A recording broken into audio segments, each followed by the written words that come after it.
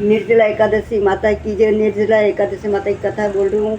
आप देख बढ़ जो अच्छे लगे तो लाइक और सब्सक्राइब जरूर कर जो। वर्ष की 24 एकादशियों में ज्येष्ठ मास के शुक्ल पक्ष की एकादशी सबसे बढ़कर फल देने वाली है। इस एकादशी का व्रत रखने से ही वर्ष भर की एकादशियों के व्रत का फल प्राप्त हो जाता है। इस एकादशी में एकादशी के सूर्योदय से द्वादशी के सूर्योदय तक जल भी न ग्रहण करने का विधान होने के कारण इसे निर्जला एकादशी कहते हैं। ज्येष्ठ मास के दिन बहुत बड़े होते हैं और प्यास भी अधिक लगती है। इसी दशा में इतना कठिन व्रत रखना सचमुच बड़ी साधना का काम है। इस एकादशी के दिन अपनी शक्ति और सामर्थ्यानुसार ब्राह्मणों को अनाज, वस्त्र, छत्री, फल जल से भरे कलश और दक्षिणा देने का विधान है। सभी व्यक्ति प्रायः मिट्टी के घड़े अथवा सुराहियों, पंखों और अनाज का दान तो करते ही हैं। आज के दिन मीठे शरबत की प्याव भी लगाते हैं। अधिक मात्रा से सतत भोजन करते रहना भीमसेन की एक बहुत बड़ी कमी है। एक दिन भीमसेन ने व्यास जी से पूछा, हे पितामह, माता कुंती, भ्राता युधिष्ठिर, अर्जुन, नकुल, सहदेव और द्रौपदी आदि सभी एकादशियों का व्रत करते हैं और मुझे भी अनाज खाने को मना करते हैं, परंतु मैं उनसे कहता हूँ कि भाई, भक्तिपूर्वक भगवान की पूजा आदि तो मैं कर सकता हूँ और दान भी दे सकता हूँ, परंतु भोजन के बिना नहीं रह सकता हूँ। इसके उत्तर में व्यास जी ने कहा, हे पांडुपुत्र भीमसेन, यदि तुम नरक को बुरा और स्वर्ग को अच्छा समझते हो तो प्रत्येक मास के दिन एकादशियों को अन्न मत खाया करो मत। तब भीमसेन ने कहा, हे पितामह, मैं तो पहले ही कह चुका हूँ कि मैं भोजन के बिना नहीं रह सकता हूँ। यदि वर्ष भर में कोई एक ही व्रत हो तो मैं रख सकता हूँ। मेरे पेट में ब्रक नाम वाली अग्नि है।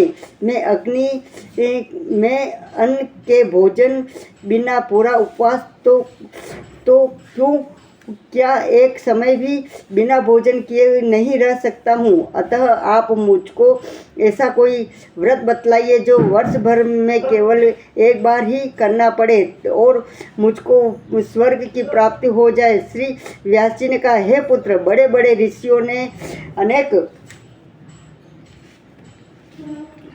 अनेक शास्त्र बनाए हैं, जिनमें वर्णित उपायों के द्वारा थोड़े से परिश्रम से ही स्वर्ग की प्राप्ति हो सकती है, परंतु उन शास्त्रों में भी दोनों पक्षों की एकादशियों के व्रतों को मुक्ति के लिए सबसे श्रेष्ठ लिखा है। श्री व्यास जी के वचन सुनकर भीमसेन नरक में जाने के भय से भयभीत हो गए और कंपायमान होकर बोले, अब क्या करूं?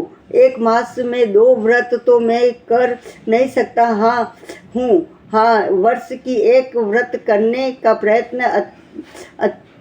प्रयत्न अवश्य कर सकता हूँ। एक दिन व्रत करने से मेरी मुक्ति हो जाए। यदि ऐसा कोई व्रत हो तो कहिए। यह बात सुनकर व्यास जी कहने लगे कि वृक्ष और मिथुन संक्रांति के बीच ज्येष्ठ मास के शुक्ल पक्ष की जो एकादशी आती है, वह एकादशी का व्रत करो। इस एकादशी के व्रत में स्नान और आचमन के सिवा जल वर्जित है। आचमन में 6 मास से जल से अधिक नहीं लेना चाहिए, अन्यथा वह मद्यपान से सुदृढ़ हो जाता है। इस दिन भोजन नहीं करना चाहिए, क्योंकि भोजन करने से व्रत नष्ट हो जाता है। इस एकादशी के दिन सूर्योदय से लेकर द्वादशी के सूर्योदय तक जल ग्रहण न करने से समस्त एकादशियों के व्रतों का फल प्राप्त होता है। द्वादशी को सूर्योदय से पहले उठकर स्नान आदि करके ब्राह्मणों को दान आदि देना चाहिए। इसके पश्चात भूखे और सत्पात्र ब्राह्मण को भोजन कराकर फिर आप भी भोजन कर लेना चाहिए। इसका फल 1 वर्ष की संपूर्ण एकादशियों के फल के बराबर है। व्यास जी कहने लगे कि हे भीमसेन, यह मुझको स्वयं भगवान ने बतलाया है। इस एकादशी का पुण्य समस्त तीर्थों और दानों से भी अधिक है। केवल एक दिन निर्जल रहने से मनुष्य के सभी पाप नष्ट हो जाते हैं। जो मनुष्य निर्जला एकादशी का व्रत करते हैं उनको मृत्यु के समय यमदूत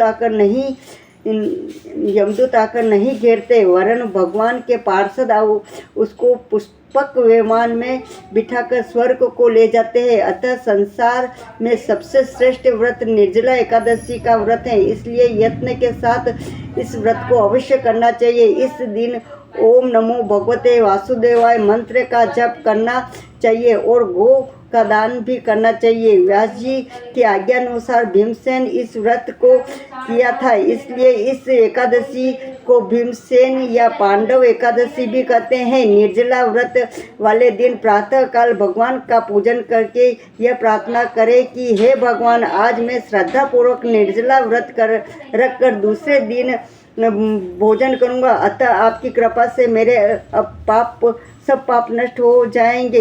इस दिन जल से भरा हुआ एक घड़ा वस्त्र से ढककर स्वर्ण सहित दान करना चाहिए। जो मनुष्य इस व्रत को करते हैं उनको करोड़ों फल सोने के दान का फल मिलता है, और जो इस दिन यज्ञादि करते हैं उनका फल तो वर्णन ही नहीं किया जा सकता है। जो मनुष्य इस दिन अन्न खाते हैं वे चांडाल के समान है, वे अंत में नरक में जाते हैं। जिन्होंने निर्जला एकादशी का व्रत किया है वे चाहे ब्रह्म हत्या हो अथवा गुरु के साथ द्वेष करने वाले फिर भी इस व्रत के प्रभाव से स्वर्ग में जाते हैं। हे भीमसेन, जो पुरुष या स्त्री श्रद्धापूर्वक इस व्रत को करते हैं उनको निम्नलिखित कर्म करने चाहिए।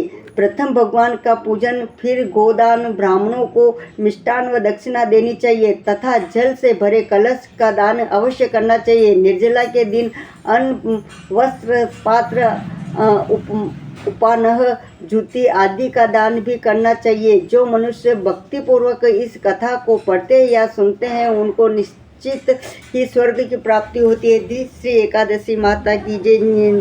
श्री निर्जला एकादशी महारानी माता की जय।